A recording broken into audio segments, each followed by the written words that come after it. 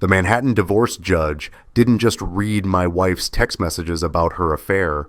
She read the one where Natalie called my dementia-stricken mother dead weight in front of 47 people, including Natalie's boss, and I watched my wife's face turn the exact shade of her Hermes briefcase. If you got some time, maybe grab a coffee and settle in, because this story has layers. I'm talking about the kind of betrayal that makes you question every single moment of your relationship, every "I love you," every time you thought you were building a life together. And if you've ever trusted someone completely only to find out they were playing a completely different game, you'll understand exactly what I'm about to tell you. So here's the question that probably kept me up for months. How does a self-made guy from Queens end up married to someone who spent 18 months plotting his financial destruction with her corporate girlfriends in a group chat they called Girl Boss Breakfast Club? And more importantly, how does he turn that same group chat into the courtroom evidence that destroys everything she worked for? This is a story about a marriage that looked perfect from the outside, about text messages that revealed something much darker than a simple affair, and about the moment I realized that the woman I loved had never actually existed at all. It's about revenge, sure, but it's also about what comes after, when you get everything you wanted and realize it doesn't actually fix what's broken inside you. I was 38 years old when my world ended, and I had spent the better part of that life believing in the American dream. You know, the whole work hard, be decent, good things will follow package. My name is Christopher Hayes, and 5 years before all this, I was the guy who sold his tech startup for $18 million. Not billionaire money, not buy a yacht money, but enough to change my life completely. I grew up in Queens, the son of a mechanic and a school cafeteria worker. My dad, God rest him, used to say, "Chris, you got a brain like a computer and hands that'll never see grease stains like mine." He was proud when I went to CUNY instead of learning the trade. He was even prouder when my company got acquired. That money was supposed to be freedom. Instead, it became the thing that made me think I could buy my way into a different life. I met Natalie Chen 4 years ago at a tech networking event in Manhattan. She was pitching marketing services to my company, and I was immediately struck by how polished she was. Cornell-educated, senior position at a prestigious firm, the kind of woman who wore tailored blazers and knew which wines to order. She was everything I thought I wanted. Successful, ambitious, beautiful, in that effortless way that takes a lot of effort. When she laughed at my jokes about the stress of running a startup, I felt like maybe I'd finally made it to a place where I belonged. Our courtship was the kind you see in movies about New York. Fancy restaurants in Tribeca, weekend trips to the Hamptons with her friends, gallery openings in Chelsea where I'd nod along, pretending to understand the art. I was so focused on making her happy, on proving I belonged in her world, that I missed all the signs that maybe she was focused on something else entirely. I proposed to her at this diner in Queens, the same place my dad used to take me every Sunday morning for pancakes and bacon. I thought it was meaningful, you know? Taking her to my roots, showing her where I came from, making it clear that for all the money and the startup success, I was still that kid from Queens who remembered what it was like to count pennies. I had this whole speech prepared about how that diner represented everything I valued. Hard work, authenticity, family. She said yes, but I remember the way her smile didn't quite reach her eyes when she looked around at the worn vinyl booths and the faded photographs on the walls. I told myself I was imagining it. The wedding was small, mostly because that's what I wanted, but also because her parents, Richard and Patricia Chen from Westchester, were the kind of old money folks who smiled politely while making it clear they thought their daughter was marrying down. I heard Patricia say to one of her friends at the reception, "Well, at least he's entrepreneurial, so much better than his humble beginnings." The pause before humble beginnings told me everything I needed to know, but I was in love, or at least I was in love with the idea of being in love with someone like Natalie, so I ignored that too. The first year of marriage was good, or at least I thought it was good. I was building another startup, couldn't help myself. The work was what I knew, and Natalie got promoted to senior marketing director at her firm, Marcus and Holt. We were both busy, both climbing, both too exhausted most nights to do much more than order takeout and collapse on the couch. The sex got less frequent, but I told myself that was normal. That's what happens when two people are building careers, right? Then my mom, Elena, got diagnosed with early stage Alzheimer's. That was 18 months into our marriage, and it changed everything. My mom was only 66, and watching her slowly lose herself was like watching someone drown in slow motion. She was a fighter her whole life, worked in that school cafeteria for 30 years, raised two boys mostly on her own after my dad died, never complained about anything. She deserved better than to forget her own son's name. I became her primary caregiver, hired a home health aide for the weekdays, but I was there every Sunday and at least one evening during the week. I'd sit with her in her apartment in Astoria, help her with her medications, make sure she was eating. Sometimes she'd have these moments of clarity where she was fully my mom again, and she'd make her famous chicken soup, the one with the tiny meatballs and the pasta stars. Other times she'd look at me like I was a stranger, and I'd have to gently remind her that I was Christopher, her son, the one who used to hate vegetables. Natalie was supportive at first. She'd come to a few visits, bring flowers, make small talk with the home health aide. But after a few months, the complaints started. Small ones at first. Do you really need to go this Sunday? We had plans. Then bigger. Chris, your mom doesn't even remember who you are half the time. Maybe it's time to think about a facility. I pushed back. I told her that my mom had sacrificed everything for me and my brother Joey, and I wasn't about to abandon her when she needed me most. Natalie would nod and say she understood, but I could feel the distance growing between us. I blamed myself. I was working too much. I wasn't emotionally available. I was too focused on my mom to focus on my marriage. Classic guy thing, right? Trying to fix everything and ending up fixing nothing. One Sunday, I brought my mom soup to our apartment in Tribeca. Natalie was having some of her corporate girlfriends over for brunch, and I thought maybe it would be nice to share something from my world with hers. I walked in with the container, and Natalie took one look at it and said, loud enough for everyone to hear, "What is that? Peasant food?" Then she laughed like it was a joke, and her friends laughed too. I stood there holding my mom's soup, this thing she'd made with her own hands during one of her last clear moments, and I felt something crack inside me. But I swallowed it. I put the soup in the fridge and joined them at the table, and I pretended everything was fine because that's what I did. I was good at pretending. That was around the time her Wednesday morning Girl Boss Breakfast Club became a regular thing. Every Wednesday she'd meet these 5 women, Madison, Sloan, Aisha, Vanessa, and Grace, at some upscale cafe in Manhattan. They were all in their 30s, all corporate climbers, all performatively progressive in that way that wealthy people are when it costs them nothing. Natalie said it was networking, professional development, supporting other women in business. I thought it was great. I encouraged it. I was that supportive husband who didn't question why his wife needed to spend 3 hours every Wednesday morning with the same group of people. Looking back, I should have questioned a lot of things. Late November of last year, I was reviewing our finances, something I did quarterly just to make sure everything was organized. And I noticed something strange.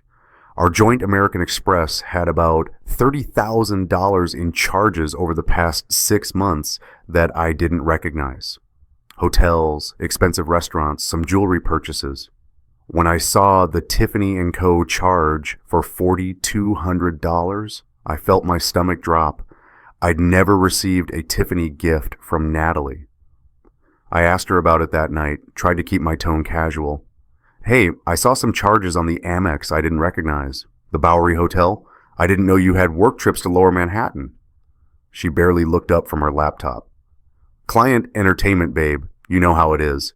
Marcus and Holt expects us to wine and dine the big accounts." And the Tiffany purchase? Holiday gifts for the team. It's tax deductible. I'll expense it. She said it so smoothly, like she'd practiced the answer. I wanted to believe her. I really did. But something in my gut said that people don't hide work expenses from their spouses. That same night, after she'd gone to sleep, I called American Express and requested an itemized breakdown of all charges from the past year. The representative said it would take a few days to compile and mail. Those few days felt like weeks. I started noticing other things. How Natalie was always on her phone, always laughing at messages she wouldn't share. How she'd angle the screen away from me when I walked into the room. How she started going to the gym at odd hours, 6 a.m., 9 p.m., and coming home glowing in a way that had nothing to do with the treadmill. I told myself I was being paranoid, but paranoia is just pattern recognition before you have proof. The itemized statement arrived on December 10th. I opened it in my home office while Natalie was at work, and I went through every charge with a highlighter. The hotels, the Ludlow, the Greenwich, the Bowery, they weren't on nights when she said she was working late. They were Thursdays and Saturdays. The restaurants were date spots, the kind of places you take someone you're trying to impress. And that Tiffany charge? It was dated February 14th. Valentine's Day. The day she'd told me she was too busy with a client deadline to do anything special. I sat there with that statement in my hands and I felt this weird calm wash over me. It was like my brain was protecting me from the full impact of what I was seeing by turning everything into a problem to solve. I'm an analytical person. That's how I built a successful company. So I did what I do best. I made a list. What I knew, unexplained charges at romantic locations. What I suspected, affair. What I needed, proof. The next morning, I contacted a private investigator through an attorney referral. His name was Marcus Chen. No relation to Natalie, ironic as that is. Marcus was ex-NYPD, late 40s, the kind of guy who'd seen everything twice and was unimpressed with all of it. We met at his office in Midtown, and I laid out everything I'd found. The gut is never wrong, Marcus said, leaning back in his chair. In 20 years of doing this, I've never had a client come to me with suspicions like yours and have it turn out to be nothing. The question isn't whether she's cheating. The question is how bad it is and what you want to do about it. I want proof, I said. Airtight, undeniable, court-admissible proof. That I can get you. Physical surveillance, digital forensics, the works. But I'm going to tell you right now, once you see it, you can't unsee it. Some guys, they get the proof, and they wish they'd stayed ignorant. You sure you want to go down this road? I thought about my mom, about the way Natalie had laughed off her soup as peasant food. I thought about the distance that had grown between us, the way she looked at me sometimes like I was an obligation instead of a partner.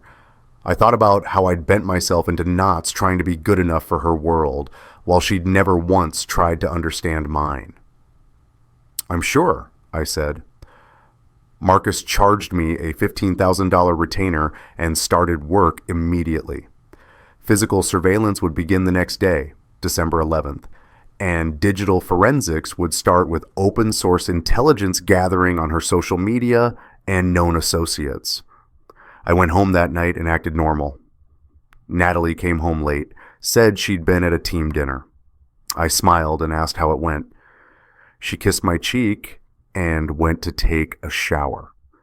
I sat on the couch and wondered how many more times I'd have to pretend before this was over. The surveillance lasted a week, and each day brought new information that made the picture clearer and somehow worse. Days 1 and 2 were routine, office, gym, home, but day 3 was Wednesday, her breakfast club day. Marcus followed her to Balthazar in Soho, where she met up with her 5 friends. They stayed for 2 hours, and from Marcus's photos, they looked like they were having the time of their lives, laughing, showing each other their phones, the whole performative joy of women who think they're untouchable. Day 4 was when everything crystallized. Natalie told me she was working late. A big client presentation the next morning, needed to stay at the office to finalize slides. I told her I understood, kissed her goodbye, and then watched from my office window as Marcus texted me updates in real time. 7:45 p.m., subject left office building. 8:03 p.m., subject arrived at the Bowery Hotel. 8:15 p.m., subject met with unidentified male, Caucasian, approximately 35 already, business attire.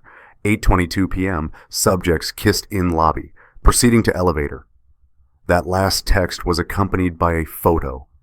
Natalie, my wife, kissing a man who wasn't me. Not a peck on the cheek, not an ambiguous friendly hug. A kiss that made it clear exactly what kind of relationship they had. I stared at that photo for probably 20 minutes. I didn't cry. I didn't throw anything. I just sat there feeling like I'd been hollowed out and filled with concrete. Marcus called an hour later. They're still in the room. You want me to stay on them? Yes. Get me everything. I need to know who he is. By the end of the week, Marcus had a full dossier. The man's name was Tyler Brennan. 36 years old, works in private equity, pulls in about $800,000 a year. And here's the kicker. He and Natalie dated for 3 years at Cornell. They were each other's college sweethearts. They'd broken up senior year, stayed in touch through mutual friends, and reconnected at a Cornell alumni event 2 years ago. 2 years ago, 6 months into our marriage. This wasn't a midlife crisis affair with some random guy. This was a rekindled college romance with the one who got away. I was the intermission, the placeholder, the guy she settled for when Tyler wasn't available. And now that she'd established herself professionally and I'd provided her with a comfortable lifestyle and social elevation, she was trading up. But it got worse. It always gets worse. Marcus's digital forensics team, and I'm not going to explain the exact methods they use because some of them probably weren't entirely legal, managed to access Natalie's iCloud backup. And in that backup was her entire iMessage history, including a group chat with her 5 Breakfast Club friends. The chat was called GBBC, and it had 1,847 messages spanning 18 months. Marcus printed the whole thing, 200 pages. He brought it to my office on December 18th at 10 p.m., long after Natalie had gone to bed. He laid the stack on my desk and said, "I'm sorry, Christopher. This is worse than either of us thought. You need to read this, but I'm warning you, it's brutal." I started reading at 11 p.m. By 3 a.m. I'd finished, and I wasn't the same person anymore. The affair details were bad enough. They'd been sleeping together for nearly 2 years, meeting at hotels 2 or 3 times a week. Natalie sent Tyler explicit photos. They talked about their sex life in graphic detail, often comparing it directly to her sex life with me. The conclusion was always that I was adequate at best. They called each other pet names. They made plans for a future together. Tyler had apparently proposed leaving his current girlfriend for Natalie, and she told him to wait. She needed to handle the Christopher situation first. That phrase. The Christopher situation. Like I was a problem to be solved, a mess to be cleaned up. But the really devastating stuff had nothing to do with sex. It was about who I was as a person. There were dozens of messages mocking my background. My Queen's accent, apparently I still said "use guys" sometimes, which Natalie and her friends found hilarious. My mom's chicken soup, peasant food, wasn't a one-time joke. It was a running bit. The diner where I proposed, Natalie had written, "He proposed at this grimy diner where his dad used to take him. I wanted Paris. I got grease stains and nostalgia." And Madison had replied, "But you said yes." And Natalie had responded, "His net worth said yes. His pedigree said absolutely not." My hands were shaking when I read that. I had to put the papers down and breathe. But I kept reading because I needed to know all of it. I needed to understand exactly who I'd been married to.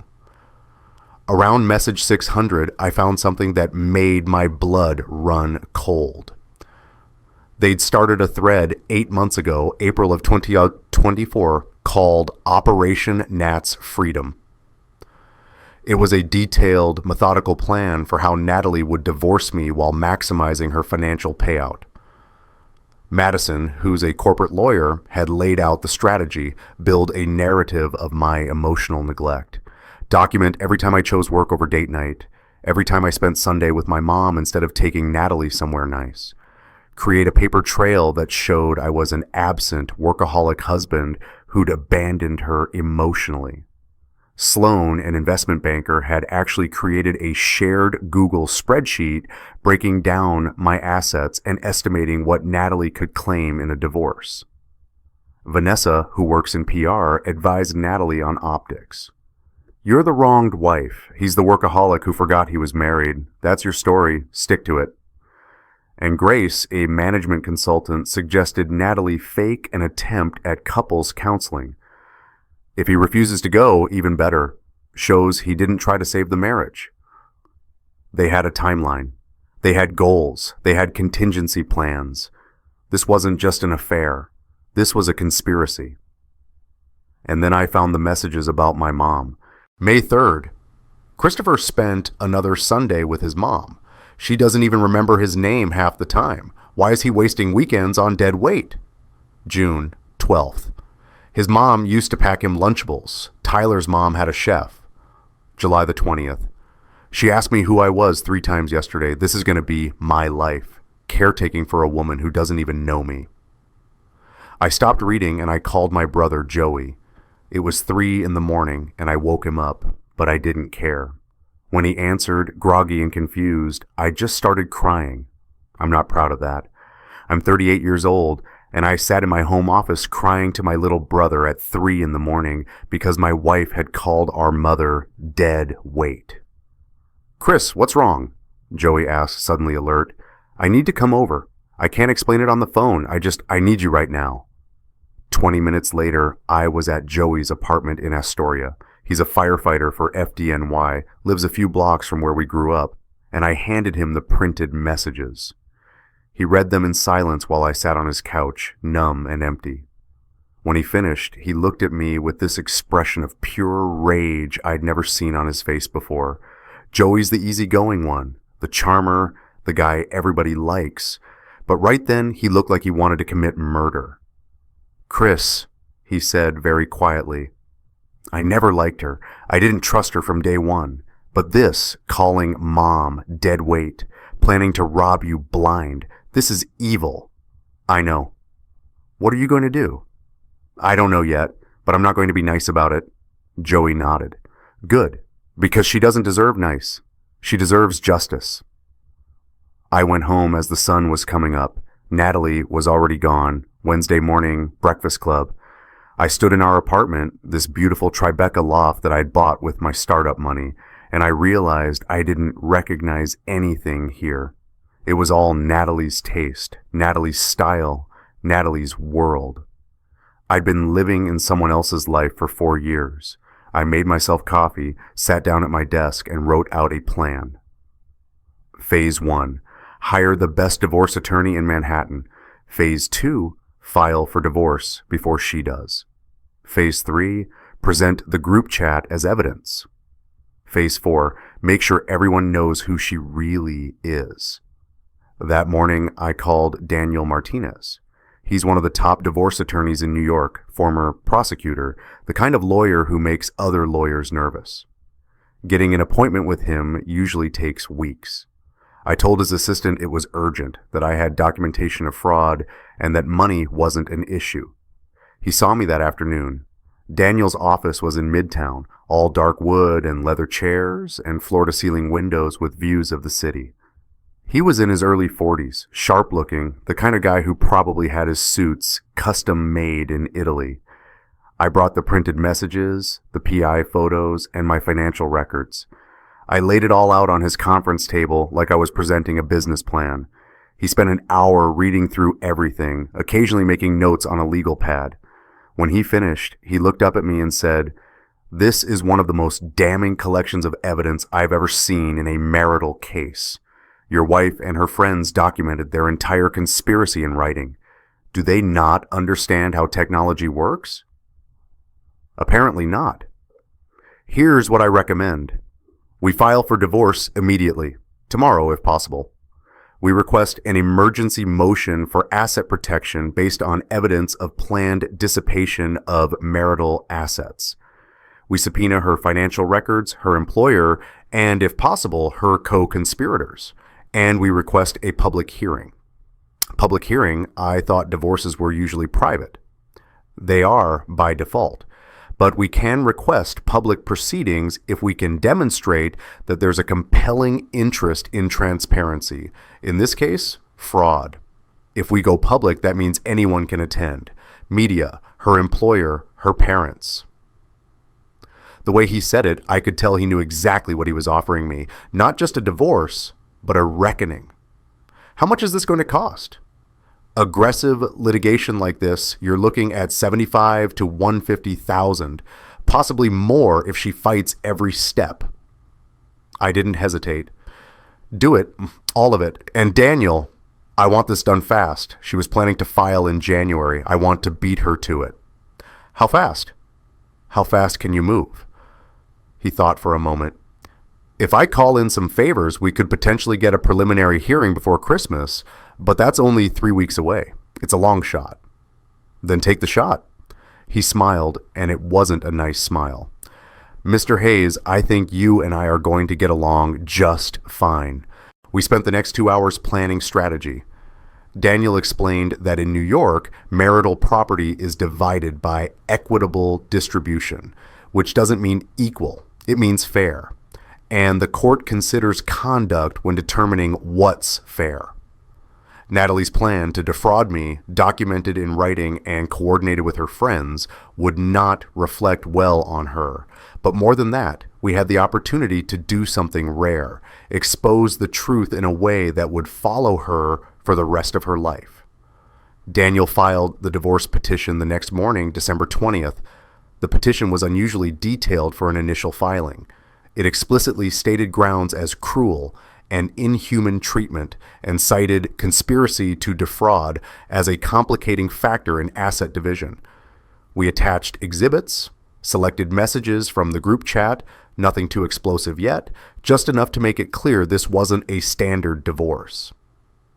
And then came the fun part. At 3 p.m., a process server walked into Marcus and Holt's office and asked for Natalie Chen Hayes.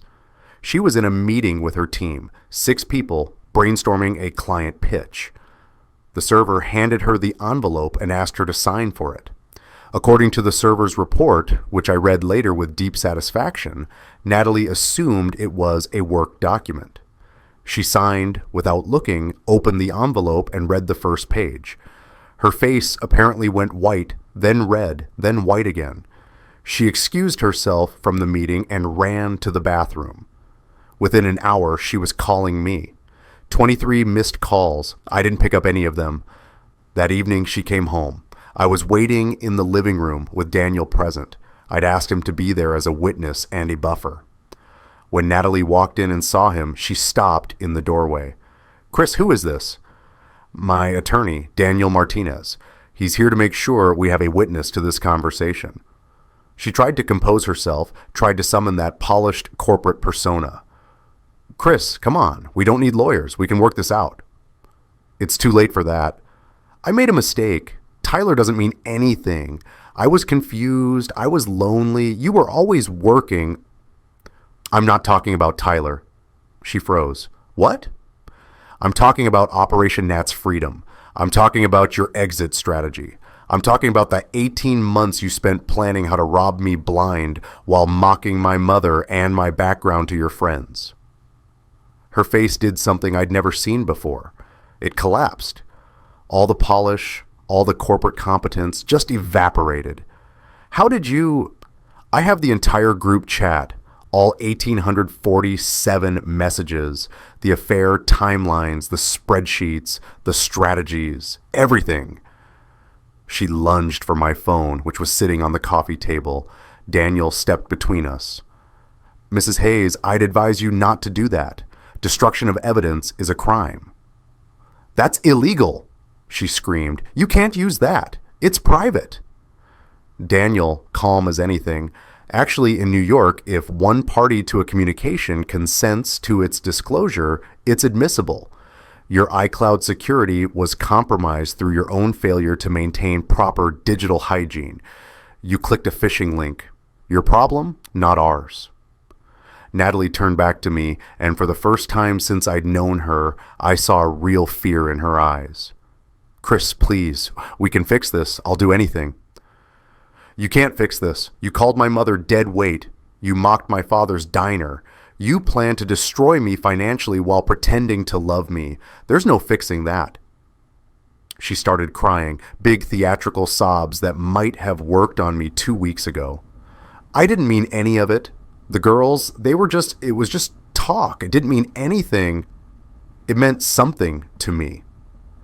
She tried a different tactic. My lawyer says you can't use those messages. It's invasion of privacy.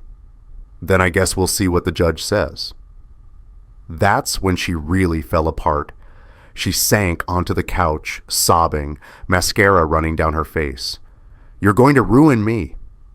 No, I said, you already did that. I'm just making sure everyone knows it. She looked up at me, and there was hatred in her eyes now, pure and undiluted. You'll regret this. I'll take everything. I'll destroy you. Daniel actually laughed. Mrs. Hayes, you documented your intent to commit fraud. You coordinated with multiple parties to plan the dissipation of marital assets. You engaged in a long-term affair while spending your husband's money on your paramour. In New York, judges take a very dim view of this kind of behavior. If you want to fight, we'll fight. But I promise you, you will lose. Natalie left that night, packed some clothes, called Madison, moved into her spare room.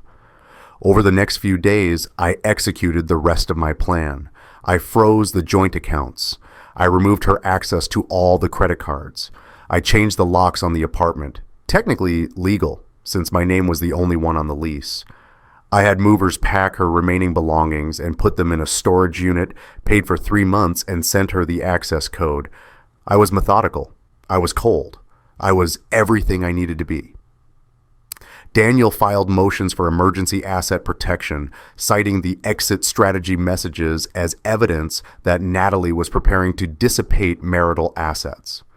The judge granted a temporary order freezing everything until the hearing. Natalie's expensive lawyer filed a motion to suppress the group chat evidence, claiming it was obtained illegally. Daniel filed a detailed response explaining exactly how the information was obtained and why it was admissible. And then came the subpoenas. We subpoenaed James Marcus, Natalie's boss at Marcus & Holt, to testify about the company's workplace relationship policy. We subpoenaed their HR representative, Sandra Kim, to attend the hearing. We sent notices to Madison, Sloan, Aisha, Vanessa, and Grace, not formal subpoenas yet, but letting them know they might be called to testify. The effect was immediate and devastating. James Marcus apparently called Natalie into his office the day after he received his subpoena. He asked her point blank if she'd been having an affair with Tyler Brennan, who, this was news to me, had been a consultant for Marcus & Holt. She admitted it. He asked if she'd used company resources, email, meeting rooms, company time, to facilitate the affair. She couldn't deny it because it was documented. He placed her on administrative leave pending investigation. The Girl Boss Breakfast Club imploded. Sloan, the investment banker, cut ties with Natalie immediately, sent her a text that just said, "I can't be associated with this." Aisha sent a guilt-ridden apology. Vanessa changed her number. Grace tried to stay neutral, which meant she effectively disappeared. Only Madison stood by her, probably because Madison's role as legal advisor made her potentially liable. Natalie's social media went private. Friends started unfollowing. The corporate gossip machine in Manhattan is vicious, and word spread fast. "Did you hear about Natalie Chen?" became a common refrain in certain circles. And through all of this, I felt nothing. That's what scared me most. I should have felt vindicated or angry or sad or something, but I just felt cold. Tyler, by the way, ghosted her completely. His lawyer apparently told him to have zero contact, and he complied. The last time Natalie saw him was the day before the divorce was filed, and he never spoke to her again. No grand romantic gesture, no standing by her side, just silence. She wanted an exit strategy. She got one. Daniel called me on December 28th with news. I pulled strings. I called in every favor I'm owed. We have a preliminary hearing on February 14th. Valentine's Day? I thought it was poetic, but we can request a different date if you want. I thought about it. February 14th. The day she'd bought Tyler a $4,200 Tiffany gift while telling me she was too busy for romance. No, that's perfect. But there was something else I wanted. I called Daniel back. Can we make it December 14th instead? Our first date was December 14th 4 years ago. I want to end this where it began. There was a pause. That's less than 3 weeks away. Christopher, that's incredibly fast for a preliminary hearing. I know, but you said you could pull strings. Consider this me asking you to pull them all. Another pause. Then I'll see what I can do. He did it. He called the judge's clerk, made the case that there was evidence of ongoing fraud and dissipation of assets, argued that every day of delay was a day Natalie could hide money or destroy evidence. He painted me as the victim of an active conspiracy, which wasn't even an exaggeration. The judge granted an emergency preliminary hearing for December 14th, 2024. I had 8 days. I spent those 8 days preparing. Daniel and I organized the evidence into exhibits. Exhibit A was the affair documentation, dates, locations, photos, messages about Tyler. Exhibit B was the project exit strategy messages, the spreadsheets, the timeline. Exhibit C was what Daniel called the character evidence, the messages about my mother, my background, my proposal. Exhibit D was the proof of coordination, showing that this wasn't just Natalie. It was Natalie plus 5 other women actively helping her. We prepared a 400-page binder. Every message was indexed, highlighted, cross-referenced. Daniel said judges appreciate thoroughness, and we were going to give her thoroughness in spades. But there was one more thing I needed to do. I called Richard and Patricia Chen, Natalie's parents, and invited them to coffee. They accepted, probably out of curiosity. We met at a Starbucks in Midtown Neutral Territory. Patricia looked uncomfortable from the moment she sat down. Richard had his lawyer face on, polite but guarded. I didn't waste time on pleasantries. I opened my laptop and showed them selected messages from the group chat. Not the affair stuff. I wasn't trying to embarrass their daughter on that front, but the messages about my mother, about my background, about the proposal at the diner. Patricia's face went pale. She's a devout Catholic, the kind who goes to Mass every Sunday and volunteers at the church. Watching her read her daughter call someone with dementia dead weight was like watching someone's faith crack in real time. "This can't be real," she whispered. "It's real, all of it, 18 months worth." Richard closed the laptop. "Why are you showing us this?" "Because you're invited to the hearing on December 14th, and I wanted you to understand what you're going to hear before you hear it in court." Patricia started crying. Richard put his arm around her, but he was looking at me with something that might have been respect. "We didn't raise her to be like this." "I know you didn't, but this is who she chose to be." They came to the hearing. I found out later that they tried to talk Natalie out of fighting, tried to convince her to settle quietly. She refused. She was convinced her lawyer could suppress the evidence, that she could spin this into a story where I was the bad guy. She was wrong. December 14th, 2024, Manhattan Family Court, Part 17. I arrived early with Daniel, wearing the same suit I'd worn to my startup's acquisition meeting. A good suit, expensive, but still somehow not quite fitting right because that's how I always felt in this world. Joey came with me for moral support, sitting in the back row. The courtroom was small, wood-paneled, with that particular smell of old buildings and tension.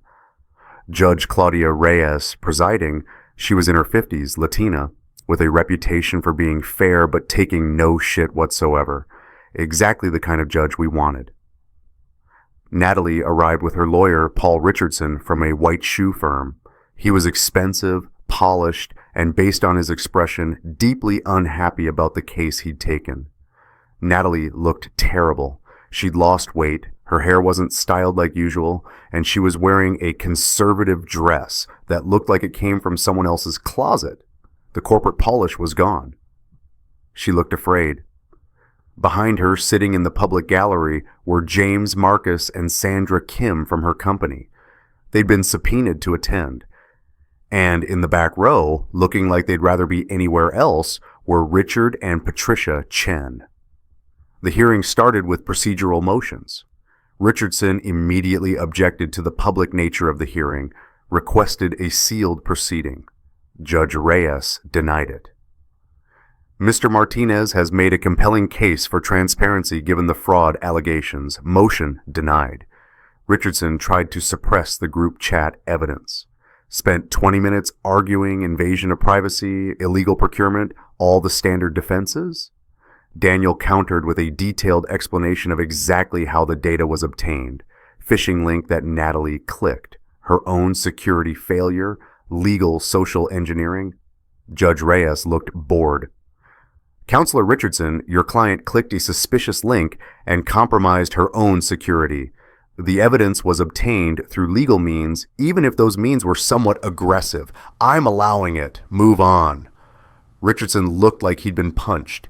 He sat down heavily. Then it was Daniel's turn. Your Honor, I'd like to present Exhibit B, documentation of the respondent's plan to defraud the petitioner of marital assets. He handed the judge a section of the binder. She started reading. The courtroom was silent except for the sound of pages turning. I watched her face. It stayed neutral for the first few pages, then her eyebrows went up slightly. Then her jaw tightened. After about 10 minutes, she looked up. Counselor Martinez, these messages reference Mr. Hayes' mother. Is she a party to this proceeding? No, Your Honor. Mrs. Elena Hayes is not a party.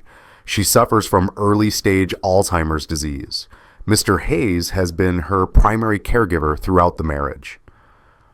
Judge Reyes looked at Natalie, and I saw something in her expression that I recognized. Disgust.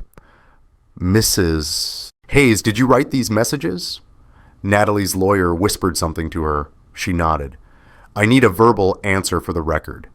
Yes. Her voice was barely audible. The judge looked back down at the binder, and then in a clear, carrying voice, she started reading aloud. Message dated May 3rd, 2024 from respondent Natalie Chen Hayes. Christopher spent another Sunday with his mom. She doesn't even remember his name half the time. Why is he wasting weekends on dead weight? The courtroom went silent. I heard Patricia Chen make a small sound from the back row. The judge continued. Message dated June 12th. His mom used to pack him Lunchables. Tyler's mom had a chef. James Marcus shifted in his seat. I could see Sandra Kim taking notes. Message dated July 20th. He proposed at a grimy diner where his dad used to take him. I wanted Paris. I got grease stains and nostalgia. Richard Chen stood up and walked out of the courtroom. I heard his footsteps echo in the hallway. Judge Reyes looked up from the binder. Her face was carefully neutral, but her voice had an edge to it. Is there more? Yes, Your Honor, Daniel said. Approximately 1,800 more messages over an 18-month period. The exhibits in your binder represent what we felt were the most relevant to the asset division question, but we have the complete record available if needed. That won't be necessary. I've read enough. She turned to Natalie. Mrs. Hayes, I want to be clear about something. This court has seen many divorces, many affairs, many financial disputes. What this court has rarely seen is this level of premeditation, this degree of callous manipulation documented in such detail. You didn't just betray your husband's trust. You conspired with multiple individuals to defraud him while simultaneously demeaning his character, his family, and his background. Natalie was crying, head down. Her lawyer put a hand on her shoulder. The judge wasn't finished. I'm granting the petitioner's motion for temporary asset freeze in full. I'm ordering a forensic accounting of all marital assets to be completed within 60 days. I'm granting Mr. Hayes exclusive possession of the marital residence. And I'm putting both parties on notice that when we reconvene for final settlement, this court will take into consideration the conduct documented in these messages when determining equitable distribution. She slammed her gavel. We're adjourned until March 15th for final settlement. Mrs. Hayes, I strongly suggest you consider settling this matter rather than proceeding to trial. Based on what I've seen today, you will not like the outcome if we go further. The hearing was over. We filed out of the courtroom. In the hallway, James Marcus approached me. He looked uncomfortable. Mr. Hayes, I want you to know that Marcus & Holt takes workplace conduct very seriously. We're conducting a full internal investigation. What happened was unacceptable, and there will be consequences. 2 weeks later, Natalie was fired. Terminated for cause, violation of ethics policy, misuse of company resources, conduct unbecoming of a senior director. She forfeited her stock options, her unvested equity, her annual bonus. In total, she lost about $450,000 in compensation and benefits. The Girl Boss Breakfast Club was gone. Madison was reprimanded by her firm for providing legal advice that facilitated fraud. Sloan completely cut ties. Aisha sent me an apology email that I never responded to. Vanessa and Grace just disappeared from Natalie's life. Tyler married someone else. I saw the announcement on LinkedIn 6 months later. He'd moved on before Natalie even had a chance to process that it was over. Her parents didn't disown her, but they withdrew their support. No more weekly dinners, no more family vacations. Patricia told me later in a phone call I hadn't expected, we failed her somewhere. We taught her to value the wrong things. I'm sorry for the part we played in that. But here's the thing about revenge. It doesn't actually make you feel better. I won. I got everything I wanted. The judge awarded me 85% of marital assets in the final settlement. Natalie got the statutory minimum, no spousal support, nothing beyond what the law required she receive. I kept the apartment, though I sold it because I couldn't stand being there anymore. I moved to Brooklyn Heights, a smaller place, closer to my mom's care facility, and I felt empty. In March, I got a phone call from Aisha, the tech VP from the Breakfast Club. She was the only one who seemed to have any conscience about what had happened. I know you have no reason to listen to me, she said, but I thought you should know that Natalie is in bad shape. She had a panic attack at Whole Foods last week. Paramedics came.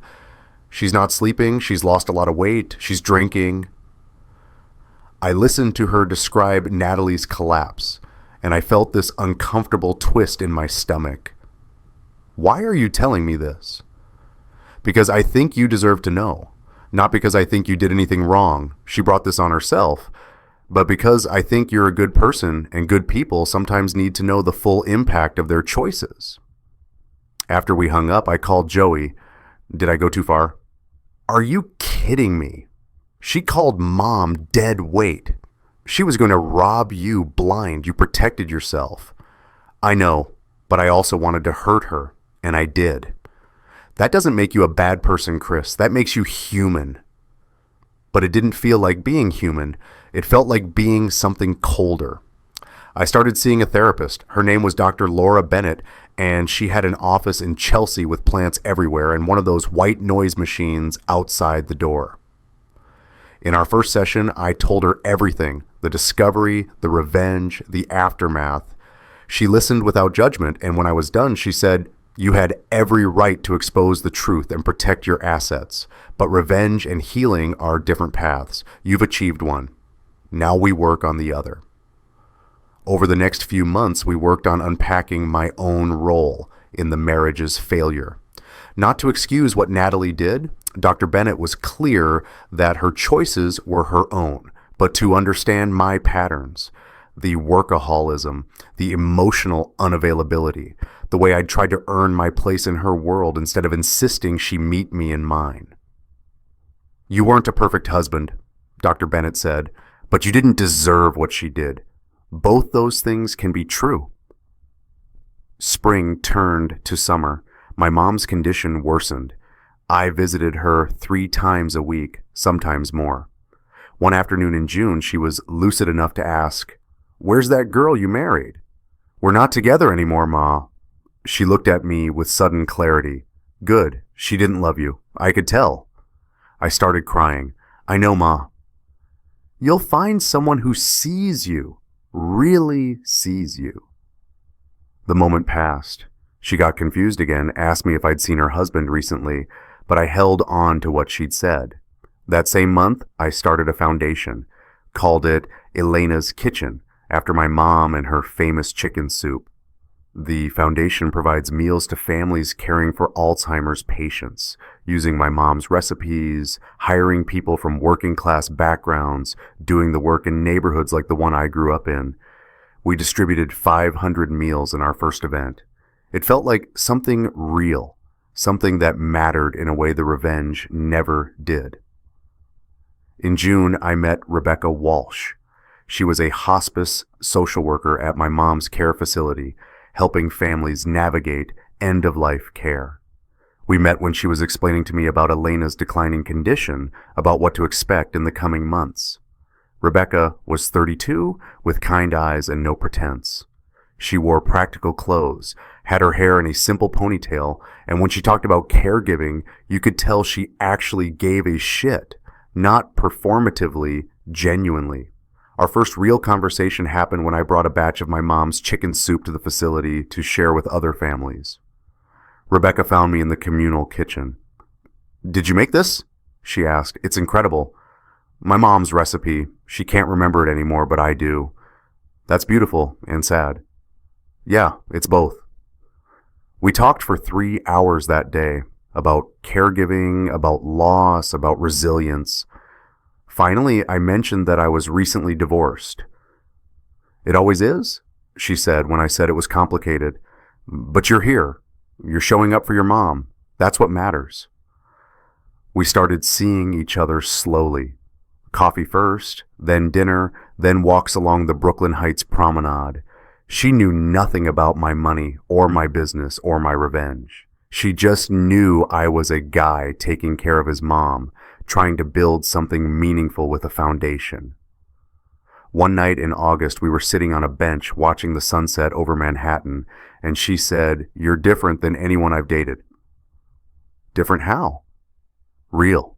You're not performing for anyone. You're just yourself." It was the first time in years someone had said that to me, and I realized Natalie had never known who I actually was. She'd only known the version of me that was trying to fit into her world.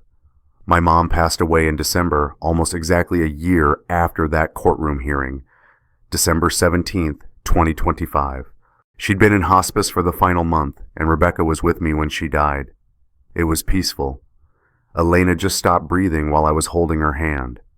At the funeral, Joey gave the eulogy. He talked about how our mom had worked her whole life to give us a better chance, how she'd never complained, how she loved us fiercely even when her mind started to fail. And he looked right at me and said, "Chris kept his promise. He was there. Every Sunday, every visit, every moment. That's love."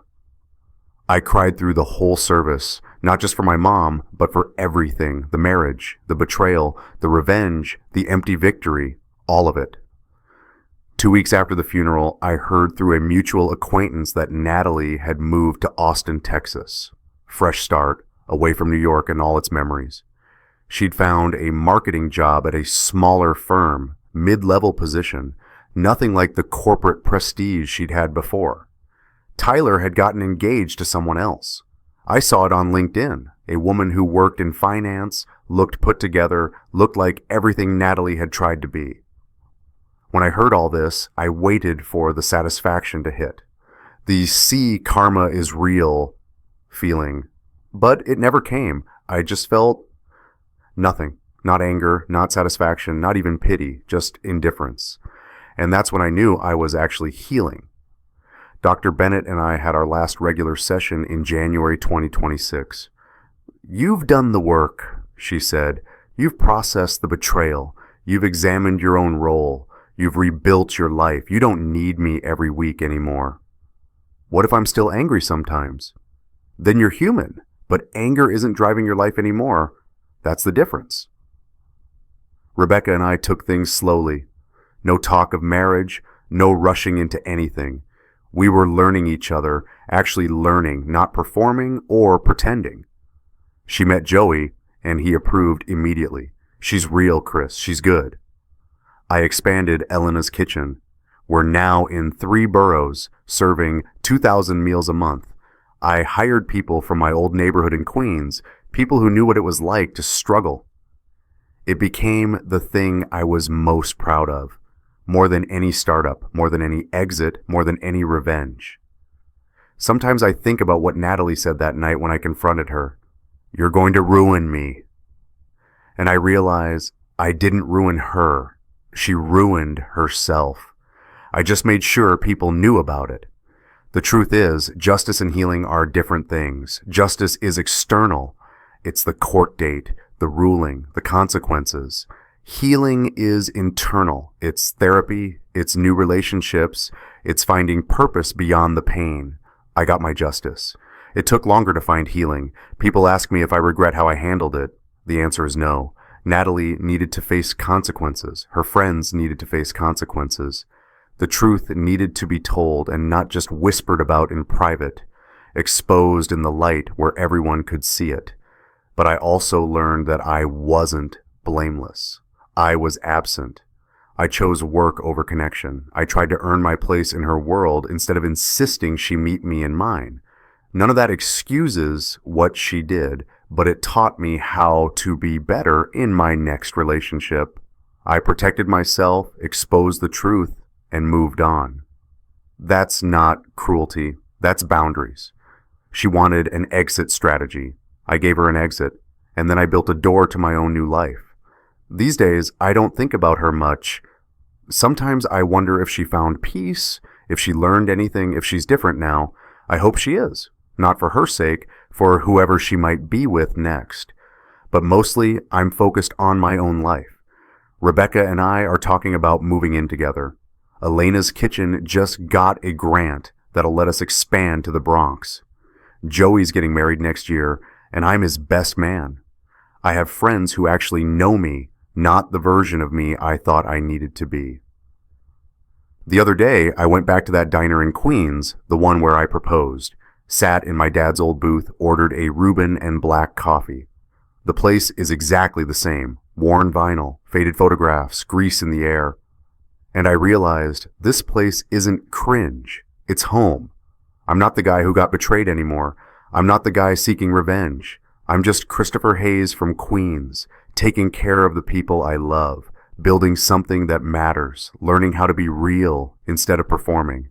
And that's the best revenge of all, not caring anymore, not being angry, not being bitter, just being indifferent to someone who used to be my whole world.